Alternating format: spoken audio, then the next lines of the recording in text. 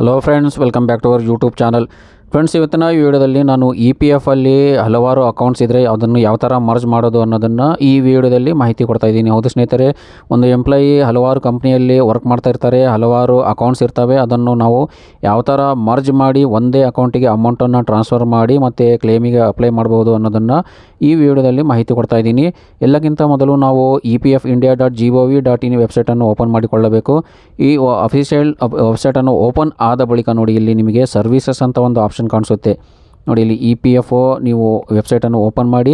Open ಆದ ನಂತರ services ಮೇಲೆ ಕ್ಲಿಕ್ ಮಾಡಿ, ನಂತರ ಇಲ್ಲಿ ಎಂಪ್ಲಾಯೀಸ್ ಅಂತ ಸೆಲೆಕ್ಟ್ ಮಾಡ್ಕೋಬೇಕು. ಎಂಪ್ಲಾಯೀಸನ್ನು ಸೆಲೆಕ್ಟ್ ಮಾಡಿ ಲಾಗಿನ್ ಆದ ಬಳಿಕ ಇಲ್ಲಿ ನೋಡಿ, ಸರ್ವಿಸ್ ಹಿಸ್ಟ್ರಿಯಲ್ಲಿ ಹೋದರೆ ನಮಗೆ ಇಲ್ಲಿ ಡೀಟೇಲ್ಸ್ ಎಲ್ಲ ಶೋ ಆಗುತ್ತೆ. ಯಾವ ಕಂಪ್ನಿಯಲ್ಲಿ ಎಷ್ಟು ವರ್ಷ ಇಲ್ಲಿ ನಾವು ವರ್ಕ್ ಮಾಡಿದ್ದೀವಿ, ಡೇಟ್ ಆಫ್ ಜಾಯ್ನಿಂಗ್ ಮತ್ತು ಡೇಟ್ ಆಫ್ ಎಕ್ಸಿಟ್ ಎಲ್ಲ ಮೆನ್ಷನ್ ಆಗಿರಬೇಕು.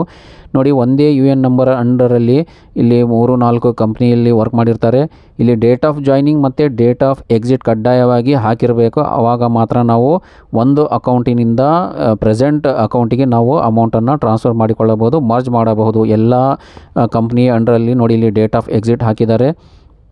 ಡೇಟ್ ಆಫ್ ಜಾಯ್ನಿಂಗ್ ಮತ್ತು ಡೇಟ್ ಆಫ್ ಎಕ್ಸಿಟ್ ಹಾಕಿದರೆ ಮಾತ್ರ ನಾವು ಇಲ್ಲಿ ಅಕೌಂಟನ್ನು ಮರ್ಜ್ ಮಾಡಬಹುದು. ಒಂದು ಪಕ್ಷ ಎಕ್ಸಿಟ್ ಡೇಟ್ ಇಲ್ಲ ಅಂದರೆ ಮರ್ಜ್ ಮಾಡೋಕ್ಕೆ ಬರಲ್ಲ. ಮತ್ತು ಇಲ್ಲಿ ಫಸ್ಟು ನಾವು ಡೇಟ್ ಆಫ್ ಎಕ್ಸಿಟನ್ನು ಹಾಕಿಸಬೇಕು. ಡೇಟ್ ಆಫ್ ಎಕ್ಸಿಟ್ ಹಾಕಿದ ನಂತರ ನಾವು ಎಲ್ಲ ಅಕೌಂಟ್ಸನ್ನು ಒಂದು ಅಕೌಂಟಿಗೆ ಮರ್ಜ್ ಮಾಡ್ಬೋದು. ನೋಡಿ, ಇಲ್ಲಿ ಆನ್ಲೈನ್ ಸರ್ವಿಸಸ್ ಮೇಲೆ ನಾವು ಕ್ಲಿಕ್ ಮಾಡಿ 1 member 1 EPF account transfer request ಮೇಲೆ ನಾವು ಕ್ಲಿಕ್ ಮಾಡಬೇಕು. ಕೆಲವೊಮ್ಮೆ UN ನಂಬರ್ ಬೇರೆ ಬೇರೆ ಇರ್ತವೆ, ಅಂಥವನ್ನು ನಾವು ಕೂಡ ಮರ್ಜ್ ಮಾಡ್ಬೋದು. ಇಲ್ಲಿ ಒಂದೇ UN ಅಲ್ಲಿ ಹಲವಾರು ಕಂಪ್ನೀಸ್ ಇದೆ, ಅದನ್ನು ನಾವು ಮರ್ಜ್ ಮಾಡಿ ಪ್ರೆಸೆಂಟ್ ಎಂಪ್ಲಾಯರ್ಗೆ ನಾವು ರಿಕ್ವೆಸ್ಟನ್ನ ಸೆಂಡ್ ಮಾಡ್ಬೋದು. ನೋಡಿ, ಇಲ್ಲಿ ಮೆಂಬರ್ ಪಾಸ್ಬುಕ್ ಮೇಲೆ ನೀವು ಕ್ಲಿಕ್ ಮಾಡಿ ಫಸ್ಟ್ ಇಲ್ಲಿ ಬ್ಯಾಲೆನ್ಸ್ನ ಚೆಕ್ ಮಾಡಿಕೊಳ್ಳಿ. ಪಾಸ್ಬುಕ್ಕನ್ನು ಓಪನ್ ಮಾಡಿ UN ನಂಬರ್ ಹಾಕಿ ಪಾಸ್ವರ್ಡ್ ಹಾಕಿ ಲಾಗಿನ್ ಮಾಡಿ ಬ್ಯಾಲೆನ್ಸ್ನ ಚೆಕ್ ಮಾಡಿಕೊಳ್ಳಿ. ಇಲ್ಲಿ ಬ್ಯಾಲೆನ್ಸ್ ನಿಮಗೆ ಎಲ್ಲ ಕಂಪನಿಯ ಟೋಟಲ್ ಇಲ್ಲಿ ಮೆನ್ಷನ್ ಆಗಿ ಬರುತ್ತೆ, ಟೋಟಲ್ ಶೋ ಆಗುತ್ತೆ. ಇಲ್ಲಿ ನಂತರ ನೋಡಿ, ಇಲ್ಲಿ ಆನ್ಲೈನ್ ಸರ್ವಿಸಸ್ ಮೇಲೆ ನೀವು ಕ್ಲಿಕ್ ಮಾಡಿ ನಂತರ ಇಲ್ಲಿ ಪ್ರೆಸೆಂಟ್ UN ನಂಬರ್ ಹಾಕಿ ಇಲ್ಲಿ ಅಟೆಸ್ಟೇಷನ್ ಥ್ರೂ ಪ್ರೆಸೆಂಟ್ ಎಂಪ್ಲಾಯರ್ ಮೇಲೆ ಟಿಕ್ ಮಾಡಿಕೊಳ್ಳಿ. ಪ್ರೀವಿಯಸ್ ಎಂಪ್ಲಾಯರ್ ಮಾಡಬಾರ್ದು, present employer attestation through present employer ಇದನ್ನು ಅಪ್ರೂವ್ ಮಾಡ್ತಾರೆ. ನಂತರ ಇಲ್ಲಿ ಎಸ್ಟಾಬ್ಲಿಷ್ಮೆಂಟ್ ಇಲ್ಲಿ 1 by 1 ಇದೆ ನೋಡಿ, ಇದನ್ನು 1 by 1 ಸೆಲೆಕ್ಟ್ ಮಾಡಿಕೊಳ್ಳಿ. 1 by 1 ಸೆಲೆಕ್ಟ್ ಮಾಡಿ ನಂತರ ಇಲ್ಲಿ ಡೀಟೇಲ್ಸ್ನ ನಾವು ಡಿಸ್ಪ್ಲೇ ಆಗುತ್ತೆ, ಅದನ್ನು ಚೆಕ್ ಮಾಡಿಕೊಳ್ಳಬೇಕು. ನೋಡಿ, ಇಲ್ಲಿ 3 ಕಂಪ್ನಿ ಇದೆ. ಇಲ್ಲಿ 3 ಕಂಪ್ನಿಯನ್ನು ಪ್ರೆಸೆಂಟ್ ಎಂಪ್ಲಾಯರ್ಗೆ ನಾವು ಇದನ್ನು ಮರ್ಜ್ ಮಾಡಬೇಕಾಗುತ್ತೆ. ನೋಡಿ, ಇಲ್ಲಿ ಒಂದು company already transfer claim request is already submitted for previous account ಅಂತ ಇದೆ. ಇದನ್ನು ಬಿಟ್ಟು ಉಳಿದ ನಾವು ಅಕೌಂಟನ್ನು ಮರ್ಜ್ ಮಾಡಬೇಕಾಗುತ್ತೆ. 1 by 1 ಇದನ್ನು ಸೆಲೆಕ್ಟ್ ಮಾಡ್ತಾ ಹೋಗಬೇಕು. ನೋಡಿ, ಇಲ್ಲಿ member has the option to choose claim from attestation by present or previous employer ಇದೆ. ನಾವು ಪ್ರೆಸೆಂಟ್ ಎಂಪ್ಲಾಯರ್ನ ಸೆಲೆಕ್ಟ್ ಮಾಡ್ಕೋಬೇಕು. ನೋಡಿ, ಇದು 2 ಕಂಪ್ನಿ ಸೆಲೆಕ್ಟ್ ಆಗಿದೆ. ನಂತರ ಎಲ್ಲ ಚೆಕ್ ಬಾಕ್ಸ್ ಮೇಲೆ ಟಿಕ್ ಮಾಡಬೇಕು. ಇಲ್ಲಿ ಕೆಳಗಡೆ ನೀವು ಡಿಲೀಟ್ ಆಪ್ಷನ್ ಇದೆ, ಅದನ್ನು ನಾವು ಕ್ಲಿಕ್ ಮಾಡಬಾರ್ದು. ಡಿಲೀಟ್ ಆಪ್ಷನ್ನ ನಾವು ಮುಟ್ಟಬಾರ್ದು.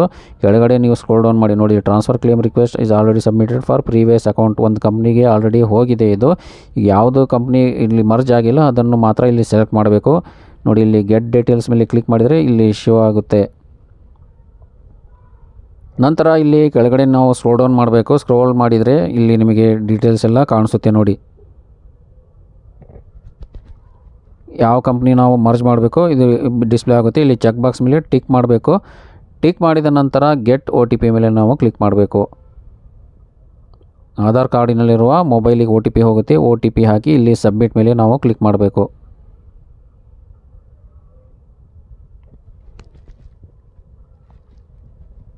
ನಂತರ ಸಬ್ಮಿಟ್ ಆದ ಬಳಿಕ ನೋಡಿ, ನಿಮಗೆ ಇಲ್ಲಿ ಡೀಟೇಲ್ಸ್ ಬಂದಿದೆ. ನೋಡಿ, ಇಲ್ಲಿ status can be track from track status, claim has been successfully submitted ಅಂತ ಬಂದಿದೆ.